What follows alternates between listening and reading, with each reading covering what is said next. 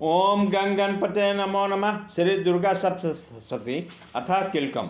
ओम अस्य श्री किलकम मंत्रस्य शिव ऋषि अनुष्टम छंद श्री महासरस्वती देवता श्री जगदम्बा पृथक सप्तशती पठन जपे विनियोग। ओम नमः चंडिकाय। मार्कंडेय वाचा। ओम चंडिका देवी को नमस्कार है। मार्कंडेय जी कहते हैं, विशुद्ध ज्ञान ही जिनका शरीर है, तीन वेद ही जिनके तीन दिव्य नेत्र हैं, जो कल्याण प्राप्ति के हेतु हैं तथा अपने मस्तक पर अर्धचंद्र का मुकुट धारण करते हैं, उस भगवान शिव का नमस्कार है। मंत्रों को जो अभिकीलक है, अर्थात मंत्रों के सिद्धि में विघ्न उपस्थित करने वाले साप रूपी किलक का जो निवारण करने वाला है, उस सप्तशती स्तोत्र को संपूर्ण रूप से जानना चाहिए। यद्यपि सप्तशती के अतिरिक्त अन्य मंत्रों के जप में भी जो निरंतर लगा रहता है, वह भी कल्याण के भागी होता है। उससे भी उच्चाटन आदि क्रम सिद्ध होते हैं तथा उसे भी समस्त दुर्लभ वस्तुओं की प्राप्ति होती है। तथापि जो अन्य मंत्रों का जप न करके केवल इस सप्तशती नामक स्तोत्र से ही देवी की स्तुति करते हैं, उसे स्तुति मात्र से ही सच्चिदानंद स्वरूप रूपिणी देवी ही सिद्ध हो जाती है।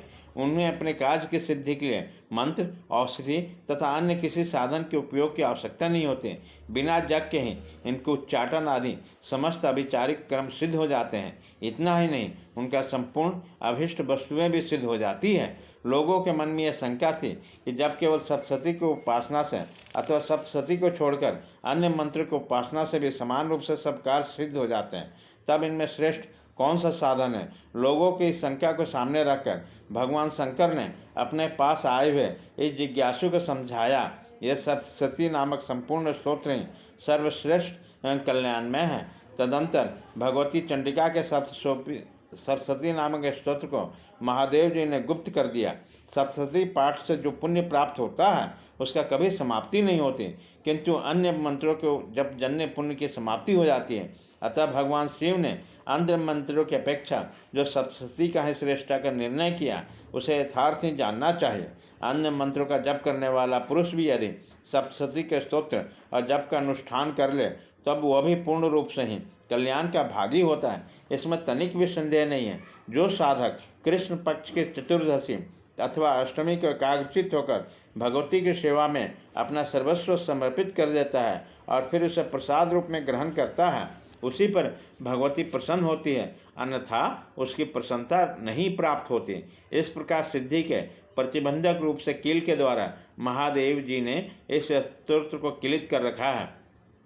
जो पूर्वोक्त रीति से निष्किलन करके इस सप्तशती स्तोत्र का प्रतिदिन स्पष्ट उच्चारण पूर्वक पाठ करता है, वह मनुष्य सिद्ध हो जाता है। वो देवी का पार्षद होता है और वहाँ गंधर्व भी होता है। सर्वत्र विचरते रहने पर भी इस संसार में उसे कहीं भी भय नहीं रहता। वह अपमृत्यु के बस में नहीं पड़ता तथा देह त्यागने के अनंतर मोक्ष प्राप्त कर लेता है। अतः कीलन को जानकर उसका परिहार करके सप्तशती का पाठ आरंभ करें। जो ऐसा नहीं करता, उसका नाश हो जाता है। इसलिए किलक और निष्कलन का ज्ञान प्राप्त करने पर भी यह स्तोत्र निर्दोष होता है और विद्वान पुरुष इस निर्दोष स्तोत्र का ही पाठ आरंभ करते हैं। स्त्रियों में जो कुछ भी सौभाग्य और दृष्टिगोचर होता है, वह सब देवी के प्रसाद का ही फल है।